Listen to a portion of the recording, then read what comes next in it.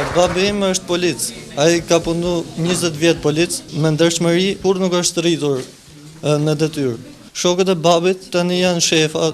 Në të ardhmen unë do bëj gjithçka do mbështet dhe korrupsionin vetëm që mos ngel si babim. Nëse ne do të zhdukim korrupsionin dhe do të bëjmë që ata që kanë vërtet talent, ata që vërtet sforcaren, ata të fitojnë. Babi jot mund bëhet jo shef, por mund bëhet gjithçka që do. Ajo që duhet të bëjmë është që të themi stop, përse ta t'u japim para ju, do me thonë jeni të punësuar, ju merrni një rrogë nga shteti dhe ju bëni punën tuaj. Dhe ju keni detyrime ndaj nesh. Ky debat është zhvilluar sot mes nxënësve të klasës së 9 të shkollës së mesme Sandor Prosi në kryeqytet, në prani edhe të një prokurori të njësisë Task Force. Këta të rinj kanë diskutuar në lidhje me një nga plagët më të rënda të shoqërisë shqiptare. Aktiviteti zhvillohet me ju sepse jeni të pa inkontaminuar.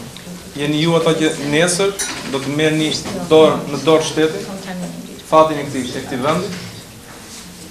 Dhe duhet punoni mirë dhe duhet punoni me ndershmëri. E mbështetur edhe nga ambasada amerikane, njësia Task Force e Tiranës ka nisur që në muajin shkurt prezantimet në shkollat e mesme të kryeqytetit, si dhe në 6 qytete të tjera. Në përfundim të aktivitetit, prokurorët ftojnë nxënësit e viteve të para të hyjnë në konkurs për posterin më të mirë të sponsorizuar nga ambasada e SBA-s në Tiranë.